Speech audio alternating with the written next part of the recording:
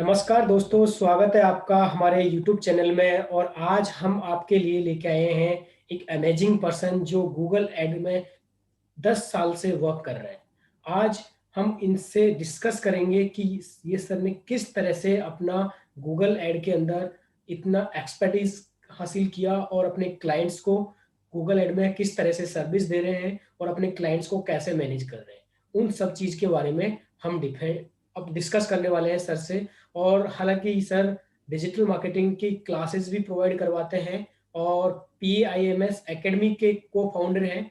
तो इन सर से आज अपन जानेंगे कि सर किस तरह से डिजिटल मार्केटिंग का यूज कर रहे हैं। और गूगल एड्स के अंदर बहुत सारी ऐसी चीजें होती है जो आज अपन सर से जानेंगे, जो स्ट्रेटेजी के अंदर क्लाइंट को कैसे बना के दे सकते हैं, कैसे स्ट्रेटेजी पे वर्क किया जा सकता है। तो काफी बहुत सारी चीजें होती है जिन पे अपन आज सर से डिस्कस करने वाले हैं। तो चलिए दोस्तों, सर के पास सीधा अपन बात करते हैं। तो सर, सबसे पहले मैं आपका एक क्विक इंट्रोडक्शन चाहूंगा जिसमें आप अपनी डिजिटल मार्केटिंग जर्नी मुझे बताइए कि किस तरह से आपने अपनी डिजिटल मार्केटिंग जर्नी स्टार्ट की थी। यस सर, टेल मी।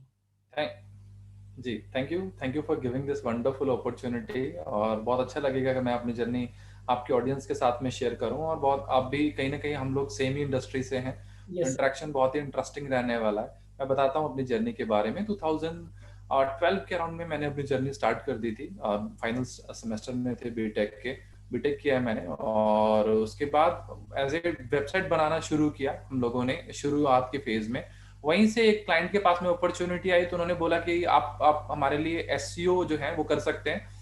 तो हमने बोला जी बिल्कुल एसईओ कर सकते हैं। और रिजल्ट बहुत अच्छा आया एसईओ से। यस। सबसे इंपॉर्टेंट बात थी, जो अच्छा रिजल्ट आया उसने कहीं ना कहीं मोटिवेट किया। उसी क्लाइंट ने बोला कि अगर पॉसिबिलिटीज बनती हैं तो आप और देखिए आप कैसे हमारे लिए लीड जनरेशन कर सकते हैं। फ्लोरिडा रीजन में हमारा बहुत अच्छा होल्ड बन गया था। 2014 के अंदर में बहुत सारे अच्छे क्लाइंट्स आ गए थे। हमारे पास में एक अपॉर्चुनिटी भी आ गई थी, क्यों ना हम उनको सारी सर्विसेज ऑफर करें। और वहीं से एक टर्न अराउंड आया। हमारे सीनियर थे योगेश ठाकुर जी, उन्होंने मुझे पेड एड्स में बहुत हेल्प किया। गूगल एड्स, फेसबुक एड, इन सब के बारे में बताया कि कैसे चीजें वर्क करती हैं और कैसे हम लोग इसको और मतलब बेटर वे में यूज कर सकते हैं लीड जनरेशन करने के लिए। वहां से यस। लीड जनरेशन के लिए गूगल एड्स का सीखा। और एपी वेब वर्ल्ड जो कि मेरी डिजिटल मार्केटिंग एजेंसी है, वहां से ग्रो होना स्टार्ट हुआ। कॉन्फ्रेंसेस करने स्टार्ट किए अलग अलग सिटीज में। तो वहां से एक अच्छा एक चांस बना कि इंस्टीट्यूट, एक पीएमएस इंस्टीट्यूट है। पीएमएस इंस्टीट्यूट बेसिकली ऑलरेडी पहले से वर्कआउट चल रहा था उस पे। तो मैं एज ए को फाउंडर ज्वाइन हुआ वहां पे 2019 के स्टार्टिंग फेज में। और वहां से बहुत अच्छी जर्नी है अभी तक। मेरे को ओवरऑल इंस्टीट्यूट को 8 ईयर्स हो गए। मेरे को उसमें as a being a part 2 years हुए हैं। बहुत स्ट्रांग जर्नी रही है। बहुत कुछ सीखा। और मुझे लगता है कि टीचिंग से आप बहुत कुछ सीखते हो। जो स्टूडेंट का एक्सपीरियंस होता है वो आपको बहुत कुछ सिखाता है। वो मुझे बहुत मैं इस चीज को बहुत ज्यादा प्रोफेशनली बहुत ज्यादा लव करता हूँ। ट्रेनिंग वाले पार्ट को जितना टाइम होता है मैं इस पे स्पेंड करता हूँ। देन लॉकडाउन एक और अपॉर्चुनिटी लेके आया। हम लोग सोच रहे थे कि क्या ऐसा कर सकते हैं मार्केट में जो कि कहीं ना कहीं समहाउ एक गेम चेंजर बने। तो 2020 के स्टार्टिंग फेज में और shout out, video shout out और सेलिब्रिटी इंगेजमेंट, ब्रांड प्रमोशन का बहुत ज्यादा एक ट्रेंड मार्केट में आया था। हम लोगों ने सेलिफाई के नाम से एक ब्रांड स्टार्ट किया जो कि बेसिकली सेलिब्रिटी शाउट आउट में डील करती है, ब्रांड प्रमोशन में डील करती है थ्रू सेलिब्रिटीज, इन्फ्लुएंसर्स आप कहें तो इनके थ्रू से। वो एक पॉइंट आपको सही आ रहा है, सही अच्छा एक एक्सपीरियंस रहा। गूगल एड्स इसका एक बहुत इंपॉर्टेंट पार्ट रहा है। इसको स्केल करने में गूगल एड्स ने मुझे बहुत ज्यादा हेल्प किया है। और शायद इसीलिए शायद आज आपने मुझे एक अपॉर्चुनिटी भी दिया है गूगल एड्स पे डिस्कशन करने के लिए। यस सर, यस जी सर, बिल्कुल सर। आप काफ़ी अच्छी जर्नी है, आपने काफ़ी स्ट्रगल किया है लाइफ में और आज इस लेवल पे पहुंचे हैं कि काफ़ी अच्छे क्लाइंट्स को सर्विस दे रहे हो, स्टूडेंट्स को पढ़ा रहे हो, डिजिटल मार्केटिंग सिखा रहे हो। तो उसका काफ़ी अच्छा आपने स्ट्रगल किया है लाइफ में। सर, मैं आपसे अभी आपके सामने जो क्वेश्चन रखना चाहूँगा सर, वो मेरा क्वेश्चन ये है कि सर, हम किसी भी डिजिटल मार्केटिंग के लिए जब कोई भी फर्म के लिए वर्क करते हैं, तो किसी भी बिजनेस के लिए अगर हमें किसी एक स्ट्रेटेजी डिजाइन करनी है तो हम उस स्ट्रेटेजी पे कैसे वर्क कर सकते हैं? क्या क्या वो सारी चीजें होती है जो हमें एक स्ट्रेटजी प्रिपेयर करते वक्त हमें ध्यान रखनी चाहिए कि हमें किस क्लाइंट्स को पिच करना है या फिर हमें उसको डायरेक्टली ऐड चलाना है? तो हम उस पर क्या स्ट्रेटजी का एक रूल रख सकते हैं कि ये सारी चीज आपकी स्ट्रेटजी में होनी चाहिए? तो उस चीज के बारे में सर आप मुझे बताइए सर। जी। देखिए, स्ट्रैटेजी डिफाइन करने से पहले बेसिक सिनेरियो, बेसिक रिक्वायरमेंट आपको जनरेट कर लेना है किसी से भी क्लाइंट से। जैसे कि हम लोग जानते हैं उनका नेम, एड्रेस, कहाँ टारगेटिंग करना है उनको, और यस। कौन सा रीजन में उनको प्रमोट करना है। एक बार वो सब क्लियर हो गया, आपका बेसिक क्वेश्चन ग्राउंड क्लियर हो गया, देन आपका अकाउंट स्ट्रक्चरिंग आता है। आप अकाउंट को स्ट्रक्चर करते हैं कि कितने कैंपेन्स बनाने हैं मुझे, क्या मुझे बिड स्ट्रैटेजी रखना है। बिड स्ट्रैटेजी जो एक पार्ट है, जो कि टेक्निकल टर्म है, वो इस पे डिपेंड करता है कि आपका प्रीवियस एक्सपीरियंस उस कैंपेन का। देखिए क्या होता है ना, कई लोगों का होता है कि मुझे मैक्सिमाइज कन्वर्जन बहुत अच्छा काम करता है, कई लोगों का टारगेट इंप्रेशन शेयर बहुत अच्छा काम करता है, कई लोगों का टारगेट सीपीए बहुत अच्छा काम करता है। और ये सब चीजें डिपेंड करती हैं कि आपका प्रायर एक्सपीरियंस क्या है उस पर्टिकुलर एक इंडस्ट्री। तो मेरे केस में क्या है कि मैं मैनुअल से स्टार्ट करता हूँ ज्यादातर चीजें। अगर मैं अपनी बिल्ड स्ट्रेटेजी की बात करूँ, उसके बाद मैं डिसाइड करता हूँ कि मुझे किस पे जाना है, क्योंकि मैनुअल पे थोड़ा सा कमांड आपका ज्यादा रहता है। आप अगर फर्स्ट फेज में ही जाते ही अगर आप एक स्ट्रेटजी अपना लेते हैं, let's suppose maximize conversion adapt कर लेते हैं, तो अभी आपका नेगेटिव कीवर्ड का लिस्ट नहीं बना है, डेटाबेस आपके पास नहीं बना, आपको आपके विनिंग कीवर्ड्स नहीं पता है, क्योंकि कीवर्ड रिसर्च आप भले कितना भी कर लें, लेकिन जो आपका रियल कैंपेन होता है वो आपको रियल सिनेरियो क्रिएट करके देता है। वहां से आपको पता चलता है कि ये कैसे परफॉर्म करेगा, और एज पर सिचुएशन। जैसे कि अभी कोविड आ गया, ठीक है, यस। तो कोविड के बाद सबको पता है, मार्केटर को स्पेशली पता है कि सिनेरियो अब चेंज हो चुका है। जो चीजें आपके लिए 2020 मार्च में वर्क कर रही थी, वो जरूरी नहीं है कि 2021 में आपके लिए मार्च में वही चीजें वर्क करें। तो ये यस। सारी चीजों का आप ग्राउंड बनाते हो, और देन आप स्ट्रेटेजी डिफाइन करते हो, और उसके अकॉर्डिंग आप ये डिसाइड करते हो कि सर्च चलाना है, रीमार्केटिंग चलाना है, डिस्प्ले चलाना है, वीडियो चलाना है। ये सब सारी सिनेरियो उस पर डिपेंड करते हैं। या सर, जी। जैसे सर मैं एक होटल्स का यहाँ पे एग्जांपल लेता हूँ सर। जैसे मान लो मुझे एक होटल्स का एक उसके लिए मुझे कैंपेन चलाने हैं, तो सबसे पहले मुझे ये देखना है कि वो उस चीज़ में मुझे ब्रांडिंग पे फोकस करना चाहिए, या फिर मुझे डायरेक्ट ऐसे ऐड चला के, क्योंकि कस्टमर, जैसे मान लो कि मैं कहीं पे जाने की प्लानिंग कर रहा हूँ, जैसे मान लो कि मैं जयपुर में बैठा हूँ अभी और दिल्ली घूमने की प्लानिंग कर रहा हूँ, तो इंस्टेंटली मेरा कोई ऐड तो दिखेगा नहीं मुझे, तो मैं उसी टाइम पे इंस्टेंट सर्च करूंगा। तो होटल्स ऑफर्स, तो मुझे किस चीज पे फोकस करना चाहिए पर्टिकुलर, कि ब्रांड पे या फिर मुझे स्पेसिफिक सर्च ऐड पे जाना चाहिए, किस तरह की ऐड मुझे चलानी चाहिए होटल्स के लिए स्पेसिफिक, इस चीज के ऊपर क्या आप आंसर देना चाहोगे सर? अगर आप बिजनेस ओनर हैं तो सबसे पहले ये डिपेंड करता है कि ब्रांडिंग के लिए जाना थोड़ा सा टफ होगा। रीजन इज कि आप फर्स्ट फेज में ब्रांड नहीं बन जाते, और अगर होटल इंडस्ट्री में तो आपको ऑलरेडी पता है कि आपकी इंडस्ट्री में मार्केट में बहुत बड़े बड़े कंपटीटर खड़े जिनकी ब्रांडिंग आपसे बहुत स्ट्रांग है। Yes sir. लेकिन आपके पास में अपॉर्चुनिटी क्या है कि सर्च में अपने आप को स्टैंड आउट करना, टॉप की पोजीशन पे लेके आना। उसके लिए आपको ब्रांडिंग की नहीं, क्योंकि लोग इतना ब्रांड कई बार प्रेफर नहीं करते। लोग जनरली प्रेफर करते हैं कि जहां से अच्छी डील मिल जाए, और तो वो उस डील के लिए जाना प्रेफर करते हैं। और अब फर्स्ट फेज में तो ब्रांड बन भी नहीं जाएंगे, और ये थोड़ा सा टाइम लगेगा। हाँ, जब लीड आएगा तब आपका एक्चुअली में ब्रांड बनने का प्रोसेस स्टार्ट होता है। आप रीमार्केट करते हो, कस्टमर को अच्छी सर्विस देते हो, आप उसको खुश करते हो, उस बेसिस पे आपका ब्रांड बनते जाता है। देन वो आपका फर्दर रिकमेंडेशन होता है। तो फर्स्ट फेज, अगर आप एड रन कर रहे हैं, सर्च कैंपेन रन कर रहे हैं, इट्स एक्सपेंसिव, तो आप लीड के लिए जाइए, ब्रांडिंग के लिए जाइए।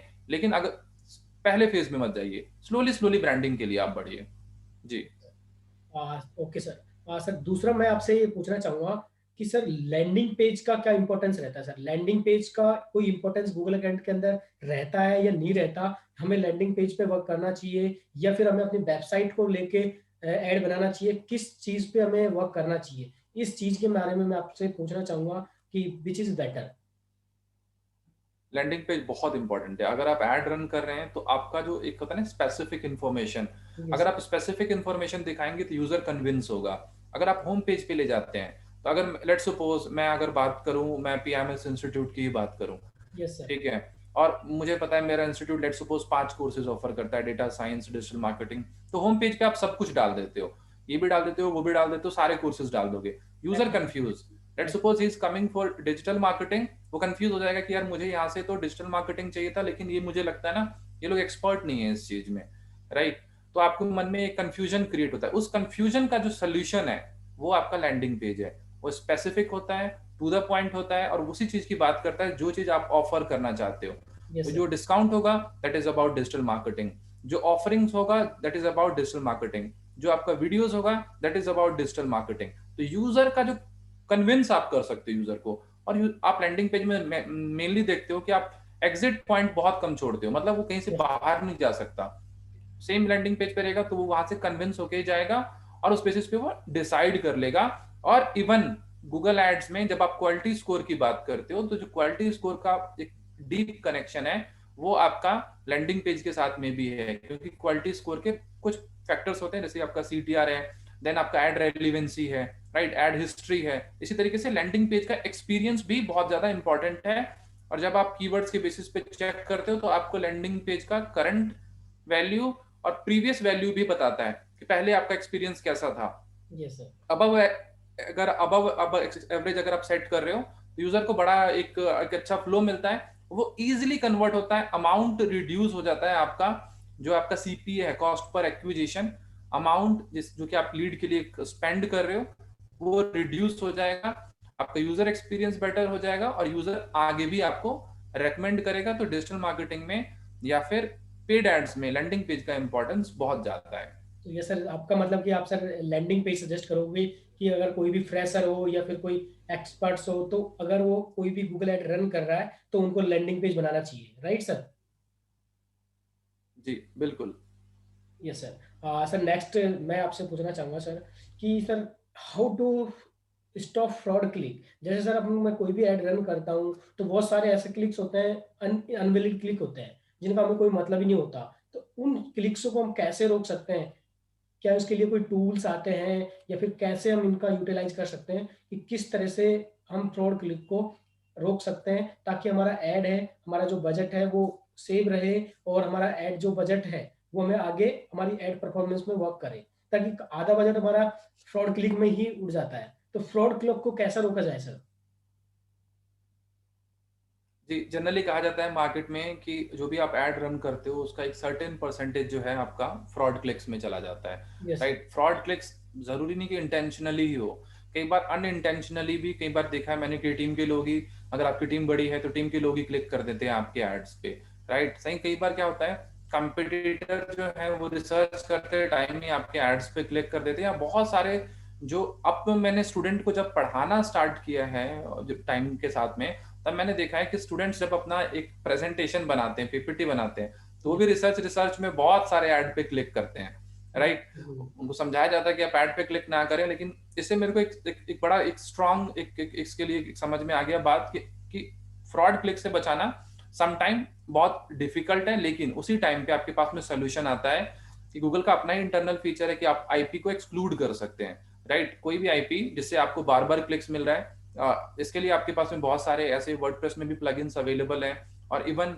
अगर ग्रेविटी प्लगइन भी है, जो कि बेसिकली अगर आपको लीड भी, कई बार क्या होता है ना कि लोग बहुत सारे अब्यूजिव लैंग्वेज भी यूज करते हैं आपके एड्स पे जाके, या सम टाइम क्या होता है कि आपने कुछ लोकेशन को हटा भी दिया है, स्टिल लोग वीपीएन का यूज करके आपके आपके एड्स के ऊपर में आते हैं। तो आप कुछ टाइम के लिए फाइनलाइज कर सकते हैं कि कौन कौन सी ऐसी आईपीज हैं, उनको रिकॉग्नाइज करना पड़ेगा जिससे आपको नुकसान हो रहा है या फ्रॉड क्लिक्स आ रहे हैं या फिर आपका अमाउंट जो है वो बहुत ज्यादा एक्स्ट्रा स्पेंड हो रहा है। और सम टाइम इफ पॉसिबल कुछ एरियाज भी ऐसे होते हैं, उनको फ्रॉड क्लिक नहीं बोलूंगा, लेकिन कुछ एरियाज ऐसे होते हैं जहां से आपको बहुत ज्यादा लो कन्वर्जन वैल्यू मिलता है या फिर आपका अमाउंट बहुत ज्यादा एक्सीड होता है, आप यस उस एरियाज को भी एक्सक्लूड कर सकते हैं।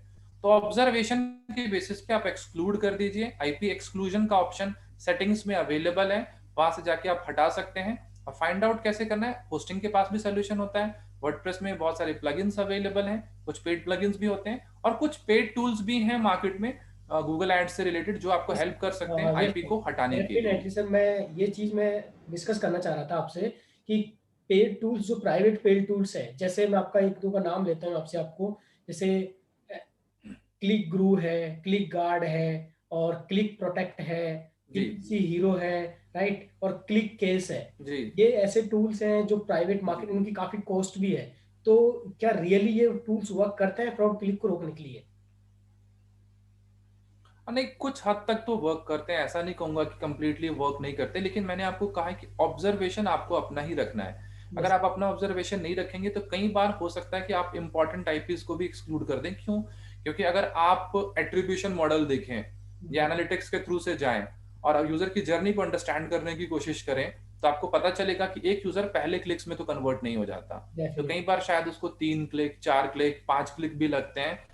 आपको लीड देने के लिए। अगर आपका जो अमाउंट है लीड का या आपका प्रोडक्ट कॉस्टली है, तो उस केस में तो डेफिनेटली आपके पास में ज्यादा क्लिक्स आएंगे, उसके बेसिस पे कन्वर्जन होगा। लेकिन अगर आपका प्रोडक्ट जो है वो बहुत ज्यादा चीप है, लो प्राइस का प्रोडक्ट है, तो आप उस केस में आप थोड़ा जल्दी कर सकते हैं, आप उसको एक्सक्लूड कर सकते हैं। अगर आपको लगता है कि नहीं मैं इतना बियर नहीं कर सकता, तो आप उसको एक्सक्लूड कर सकते हैं। टूल्स काम करते हैं, और ये जितने भी टूल्स आपने बताए उनमें से कई टूल्स बहुत अच्छा काम करते हैं, बट टूल से पहले आपको अपना मैनुअल रिसर्च भी थोड़ा सा रखना ही पड़ेगा।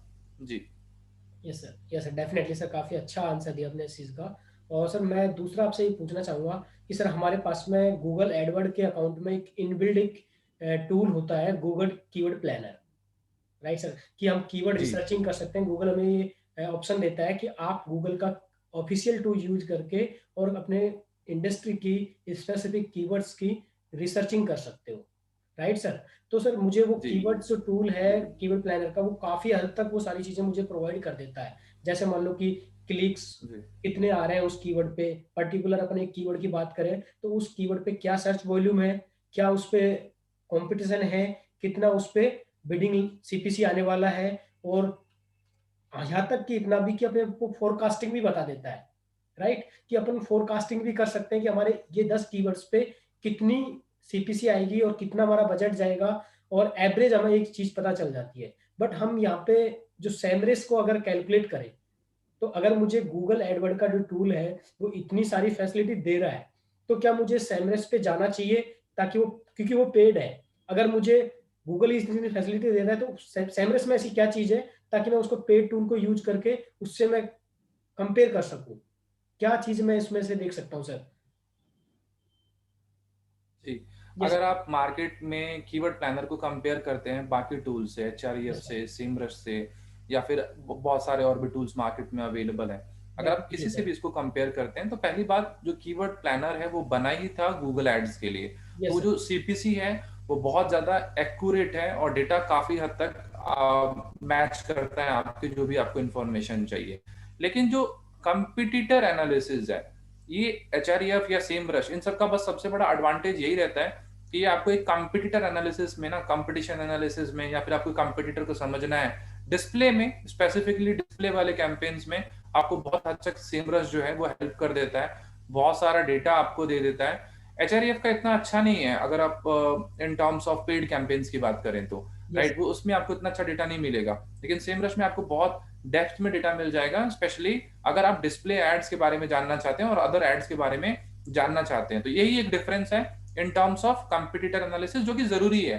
सर। अगर मैं ऐड रन कर रहा हूं, तो मुझे पता होना चाहिए कि मेरे मार्केट में कौन कौन कंपिटिटर हैं, कौन अच्छा रन कर रहे हैं। ऑल्दो गूगल एड्स के अंदर में ये सारी फीचर्स इनसाइट्स के अंदर में अवेलेबल हैं, आप ऑप्शन इनसाइट्स के अंदर में जाएंगे आपको दिख जाएगा कि कौन क्या कर रहा है। बट स्टिल एक जो डेटा होता है एक स्पेसिफिक कैंपेन का, तो वो आपको शायद नहीं मिल पाता है कीवर्ड प्लानर के अंदर में। और कीवर्ड प्लानर वैसे कीवर्ड रिसर्च के लिए मुझे लगता है one of the best tool है, और उसमें सारी चीजें फोरकास्ट है, सिटी वाइज आप ऑप्शन को पूरा का पूरा निकाल सकते हैं, क्या क्या चीजें कहाँ पे मुझे रन करना सही होगा।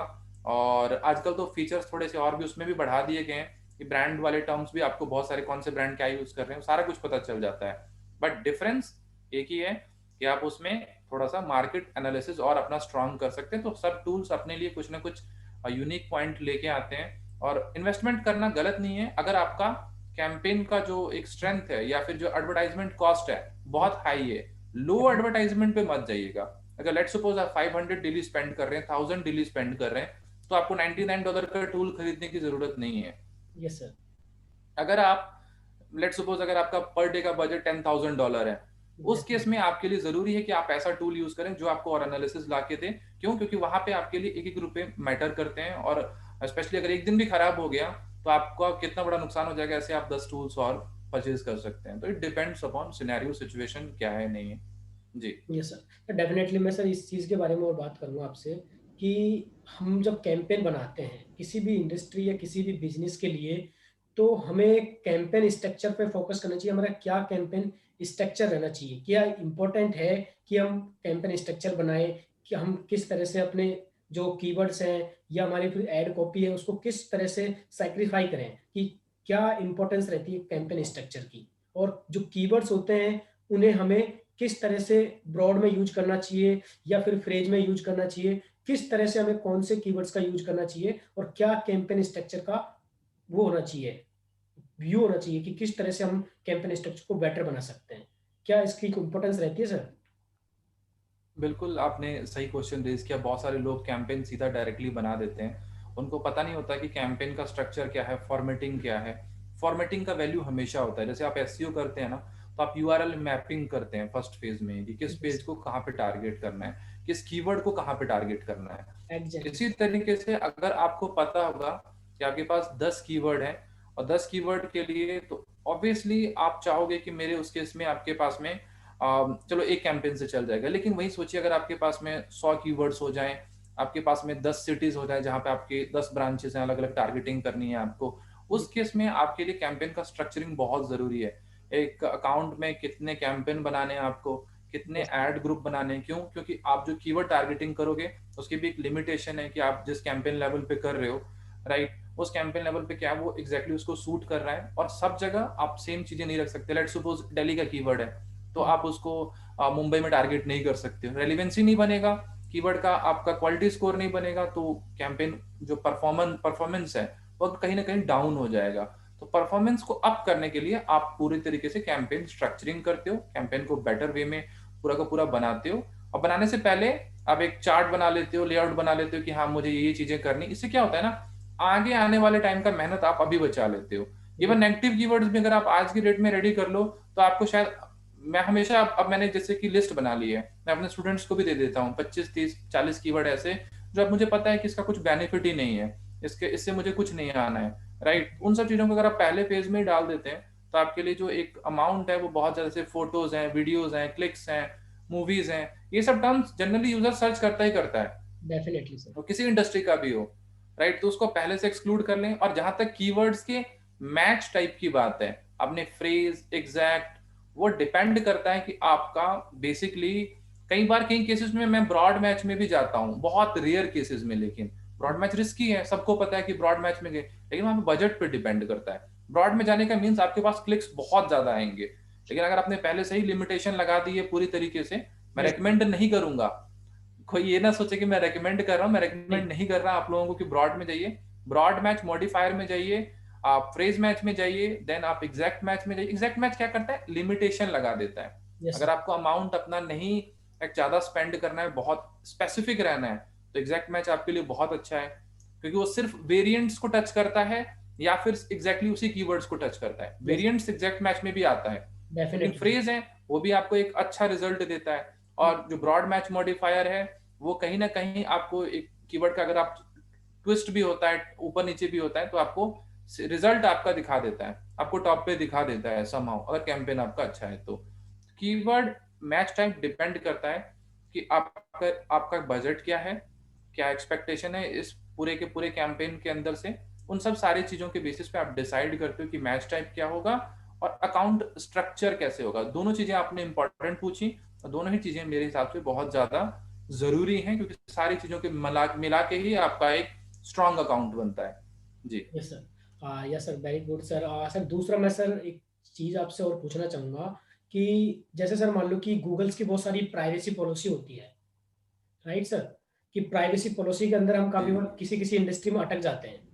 जैसे सर मेडिकल को ले लो, हुँ। एस्ट्रोलॉज़र ले लो, ये सारी इंडस्ट्री है, इनमें बहुत सारी प्राइवेसी लगी हुई है, राइट? तो जैसे मान लो कि सर कोई भी फ्रीलांसर वर्क कर रहे हैं, किस तरह से वर्क कर रहे हैं, कोई स्पेसिफिक इंडस्ट्री में वर्क कर रहे हैं, जैसे मान लो कि नहीं यार, मुझे तो ओनली होटल्स को ही सर्विस देनी है, कि मैं ओनली होटल्स के लिए ही वर्क करूँगा, राइट? तो एक फ्रीलांसर एक डिपेंड है एक स्पेसिफिक लोकेशन पे या फिर स्पेसिफिक एक इंडस्ट्री पे, तो वो किस तरह से अपने आप को एग्जीक्यूट कर सकता है और क्लाइंट को, जैसे मान लो कि एक ही इंडस्ट्री के उसके पास में 10 क्लाइंट है, तो वो किस तरह से उनको सर्विस दे सकता है कि किसको बेटर रखेगा, कि जैसे मान लो कि एड में किसको टॉप पे लाएगा, किसका क्या है, बजट भी सबका फ्री है कि आप बजट भी ले सकते हो। तो उस केस में एक फ्रीलांसर क्या करे? तो काफ़ी डिसअप्रूव भी ऐड हो जाते हैं, राइट सर? तो एक फ्रीलांसर अपने इस चीज़ को कैसे इवैल्यूएट करे? कैसे जनरेट करके कि उसको आगे इस चीज़ में इंडस्ट्री स्पेसिफिक है वो, तो किस तरह से वो वर्क कर सकता है और अपने आप को कैसे ग्रो कर सकता है सर? राइट, अगर वो एक ही इंडस्ट्री के 10 कैंपेन्स हैंडल कर रहा है तो यहाँ पे सिचुएशन तो सिनेरियो तो क्रिएट होगा। क्यों? क्योंकि उसको अपने ही ऐड के साथ में कम्पीट करना पड़ेगा। पहली बात यस तो सर। क्यों? क्योंकि वो खुद ही रन कर रहा है और मार्केट में 10 लोग ऐसे हैं, या फिर खुद ही वो 10 कैंपेन्स रन कर रहा है डिफरेंट डिफरेंट, तो उसको, लेकिन मैं आपको ये भी बता दूं, अगर आप नहीं रन करेंगे तो जो थर्ड पर्सन है वो भी तो कहीं ना कहीं किसी न किसी एक्सपर्ट से तो रन करवाएगा ही campaign. Yes sir, right, definitely. वहां पे भी आपको मार्केट में कम्पीट करना है, वहां पे भी आपको पोजिशनिंग लाना है, और आपको भी पता है कि मार्केट कितना ज्यादा ओपन है, कितना ज्यादा वाइड है, बहुत सारे एडवर्टाइजर सेम टाइम पे एड्स रन कर रहे हैं। तो आप बैलेंस बना सकते हैं चीजों का, टाइमिंग अलग रख सकते हैं, क्योंकि पूरा आपके पास में बहुत एक फ्लेक्सिबल टाइमिंग है। Yes sir. और हर एक क्लाइंट का जब आप रिक्वायरमेंट गैदर करते हैं तो कुछ ना कुछ अलग रिक्वायरमेंट होता है। सेम ऑफरिंग्स के सारे ही क्लाइंट्स मिलना बहुत मुश्किल है। हाँ, 10% केसेस में ऐसा हो सकता है, 20% में ऐसा हो सकता है कि आपको सेम ही इंडस्ट्री के सारे क्लाइंट्स मिल जाएं और सेम ही उनका टारगेटिंग हो। टारगेटिंग भी कई बार अलग होता है, कई बार आपका बिल्कुल आपका जो एक तरीके से ज्योग्राफिकल लोकेशन वाइज अगर हम बात करें वो अलग होते हैं, कई लोगों के कीवर्ड्स अलग होते हैं, क्योंकि सेम ही इंडस्ट्री में, अगर मैं डिजिटल मार्केटिंग इंडस्ट्री की बात करूं, तो जैसे मेरा अगर कोर एक्सपर्टीज है, मैं गूगल एड्स में ज्यादा अच्छा हूँ, तो मैं कई बार गूगल एड्स के कैंपेन रन करना प्रेफर करता हूँ as a institute. Yes right, apart from digital marketing course. Yes right, हम डिजिटल मार्केटिंग कोर्स भी के साथ में ये भी ऑफर करते हैं। इसी तरीके से अगर आपका है तो मे बी आपका शायद एसईओ वाला ज्यादा पार्ट स्ट्रांग होता है, तो आप एसईओ वाले पार्ट्स को ज्यादा प्रमोट करते हैं। तो यस हर एक पर्सन के साथ में कैंपेन जो है वो अलग अलग, कहीं ना कहीं थोड़ा बहुत वेरिएशन तो हो ही जाता है। टारगेटिंग भी अपने आप ऑटोमेटिकली, अब जैसे आप मुझे आपके लिए रन करना है, आप राजस्थान में है, मैं यहाँ पे हूँ, तो वेरिएशंस ऑटोमेटिकली ना थोड़ा सा आ ही जाता है, और टारगेटिंग भी अलग हो जाता है। हाँ, अगर हम लोगों को सेम ऑनलाइन में भी, ऑनलाइन में आपको पता है कितना ह्यूज वर्ल्ड है, कितनी सारी अपॉर्चुनिटीज हैं, और कितने लोकेशंस हैं जहाँ पे आप रन कर सकते हो, और भी बहुत सारे एडवर्टाइजर आ रहे हैं। तो वरिड होने वाली कोई बात नहीं है, आप डेफिनेटली कर सकते हो जो भी इस तरीके की चीजें करना चाहता है। इससे सबसे बड़ा एडवांटेज क्या होता है, जितना डेटा आप प्ले करते जाते हो, इतना प्रायर डेटा आपके पास में आता जाता है, आपका एक्सपीरियंस, आपका जो एक्सपोजर है उस चीज को लेके। वैसे मैं खुद ही एजुकेशन इंडस्ट्रीज का बहुत काम करता हूँ, मैं इंस्टीट्यूट में हूँ, लेकिन उससे पहले भी मैं शुरू से ही बहुत सारे अच्छे अच्छे इंस्टीट्यूट्स के साथ में, कॉलेजेस के साथ में, बड़ी फ्रेंचाइजी के साथ में मैंने एजुकेशन बैकग्राउंड पे वर्क किया है। उस केस में मैंने ये देखा है, अब मेरे पास कई बार ऐसे कैंपेन्स आते हैं, लेकिन मुझे पता है कि उनका कहीं ना कहीं वेरिएशन तो आ ही जाता है, यस और सर। डेफिनेटली आएगा। और उस बेसिस पे मैं अपने डेटा को, अब वो डेटा जो मैंने पहले जो कलेक्ट किया डेटा, वो डेटा मेरे को बहुत ज्यादा हेल्प करेगा अपने एग्जिस्टिंग कैंपेन्स को इम्प्रूव करने के लिए। Yes sir. तो उसका एक बहुत ही स्ट्रांग इम्पैक्ट है। नाउ अगर आप बात करते हैं टर्म्स एंड कंडीशंस की या प्राइवेसी पॉलिसीज की, तो उस इंडस्ट्री को आपको रीड आउट करना पड़ेगा, पढ़ना पड़ेगा कि क्या, क्योंकि बहुत सारी ऐसी इंडस्ट्रीज हैं जो कि गूगल उनको नल एंड वॉइड करके चल रहा है। रीजन इज, लोग बहुत ज्यादा ब्रीच करते हैं इन सब चीजों, जैसे लोन है, तो आपको दिखता होगा 6% पे लोग लोन ऑफर कर रहे हैं, सबको पता है वो कहीं ना कहीं वो स्कैम है। Yes sir. 6% पे लोन नहीं पॉसिबल है, पांच डेफिनेटली परसेंट सर। पे लोन सर पॉसिबल दूसरा, नहीं है, लेकिन लोग यस फिर सर, भी रन इसी करते हैं। इसी केस में सर मैं आपको बताना चाहूंगा कि जैसे मेरा एक क्लाइंट है, तो वो क्या, उनका एक एस्ट्रोलॉजी का काम है। तो अभी 10 दिन पहले, 5 दिन पहले खूब अच्छे से ऐड चल रहे थे और अच्छा काम भी चल रहा था, अच्छे जी। क्लिक्स आ रहे थे, अच्छे कॉल्स आ रहे थे। और अचानक 2 दिन के अंदर ही एक्चुअली क्या हुआ कि गूगल की शायद नई पॉलिसी आई है। तो जैसे हम एस्ट्रोलॉजी के अंदर यूज कर रहे हैं, जैसे टाइटल में हम एक कीवर्ड यूज कर रहे हैं, कीवर्ड्स का हम यूज कर रहे हैं, जैसे लव, मैरिज, सॉल्यूशन, इस तरह से हम जो कीवर्ड का यूज कर रहे हैं। राइट।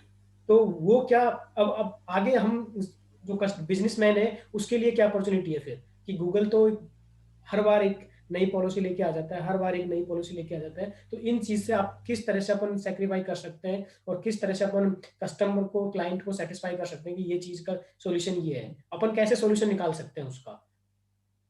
देखिए, हर एक चीज का तो मैं कहूंगा भी नहीं कि सोल्यूशन है, क्योंकि आपको भी पता है आप इस इंडस्ट्री से, मैं भी उसी इंडस्ट्री से हूँ। कि आप देखिए, अब टेक्निकल ट्रबल, मैं आ रहा हूँ आपके उस पॉइंट पे भी आ रहा हूँ, टेक्निकल ट्रबल शूटिंग देखिए, उसमें इतना ज्यादा स्कैम हो गया यस कि सर। उस इंडस्ट्री को पूरी तरीके से, आप उससे रिलेटेड कोई भी एड रन कीजिए, कितने भी बड़े एक्सपर्ट हो, अच्छे एक्सपर्ट हो, वो कुछ देर के लिए एड रन चला लेते हैं, फिर उनका बैन हो जाता है। राइट, बहुत सारे अकाउंट सस्पेंड हो जाते हैं। उसमें एग्जैक्टली सबसे सर। बड़ा जो प्रॉब्लम आता है, वो प्रॉब्लम क्या आता है कि वो उन लोगों ने कहीं ना कहीं बार बार ब्रीच किया, नए मेथड्स बनाए, पुराने थ्रेशोल्ड्स वाले अकाउंट लेके आए। आपको भी पता है कि बहुत सारे लोग पुराने थ्रेशोल्ड वाले अकाउंट ले आते हैं, बोलते हैं कि इससे हम रन करने की कोशिश करते हैं, शायद इससे जो है और बेटर जो है वो कैंपेन चल सके। तो अगर आपका कैंपेन बहुत ज़्यादा पुराना है तो उस केस में या तो आप बच सकते हैं, क्योंकि आपके पास में प्रायर डेटा है, तो उस केस में गूगल भी आपको थोड़ा-सा जो है वो फ्रीडम दे देता है। यस। कुछ टर्म्स आपको अवॉइड करने ही पड़ेंगे, जो कि टर्म्स कहीं न कहीं उस पॉलिसी को ब्रीच करते हैं, और अपने लैंडिंग पेज के नीचे में भी वो सब सारी चीज़ें मेंशन करनी होंगी, और गूगल की पॉलिसीज़ के साथ में हमेशा आपको चेक करते रहना पड़ेगा, क्या नई चीज़ें आई हैं, कैसे उसको निकला जा सकता है, और कहीं न कहीं चीज़ों को अवॉइड भी करना पड़ेगा। जैसे मैंने कुछ इंडस्ट्रीज़ के लिए अब मैंने वर्कआउट करना छोड़ दिया है।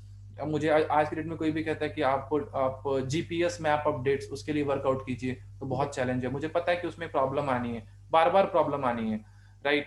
देन टेक्निकल ट्रबल शूटिंग है, उसमें भी वही इश्यूज़ हैं कि वो उसमें चैलेंजेस आते हैं, क्योंकि इसमें क्लाइंट का भी एफर्ट जाएगा, मनी जाएगा, मेरा एफर्ट भी जाएगा, अकाउंट सस्पेंड होंगे, अकाउंट सस्पेंड होने से कहीं न कहीं आपका भी जो आप जिस पे आईपी पे आप काम कर रहे हो, उस पे भी इम्पैक्ट आता है। अगर आप मास्टर अकाउंट से वर्क कर रहे हो, उस पे भी इम्पैक्ट आता है, राइट? तो आप अवॉइड करना स्टार्ट कर दो। लोन इंडस्ट्री है, उसमें बहुत सारे चैलेंजेस आ रहे हैं, मेडिकल इंडस्ट्रीज़ हैं, उसमें यस। चैलेंजेस आ रहे हैं। एयर टिकट्स वगैरह हैं, उसमें भी बहुत सारे इश्यूज़ आते हैं। एयर फ्लाइट उसके इश्यूज़ नहीं आते आपके होटल्स वगैरह के। लेकिन फ्लाइट में इतने ज़्यादा स्कैम हो गए बीच में कि अब फ्लाइट उस इंडस्ट्री को भी, हाँ, आप प्री अप्रूवल लेते हैं, आप बात करते हैं गूगल से, आपके बहुत पुराने अकाउंट से, तो आप उनसे डिस्कशन कर सकते हैं, उनको आप वो आपको एक डेडिकेटेड अकाउंट मैनेजर, मैंने कुछ केसेस में ऐसा हुआ है कि जहाँ पे आपको डेडिकेटेड अकाउंट मैनेजर दे दिए जाते हैं। बीच यस। में कोविड के कारण थोड़ा देर के लिए बंद हुआ था, लेकिन अब वो फिर से आपको डेडिकेटेड अकाउंट मैनेजर दे रहे हैं कुछ-कुछ केसेस में, जहाँ पे आपकी बिलिंग हाई है, राइट? या बहुत ब्रॉड बिलिंग आप कर रहे हैं, वो आपको सॉल्व करवा के दे सकते हैं। लेकिन अगर आप फ्लक्चुएशन कर रहे हैं, अकाउंट्स चेंज कर रहे हैं, टर्म्स एंड कंडीशन का पेज या प्राइवेसी पॉलिसी पेज नहीं फॉलो कर रहे हैं, वहाँ पे आपके सस्पेंशंस आएँगे ही आएँगे, और नए कैंपेन्स में ज़्यादा सस्पेंशंस आती हैं। ओल्ड कैंपेन्स में इतना ज़्यादा सस्पेंशंस नहीं आता है। तो ये डेफिनेटली। सब चीज़ें आपको फॉलो करनी पड़ेंगी। जी। Okay sir, thank you. Nice to meet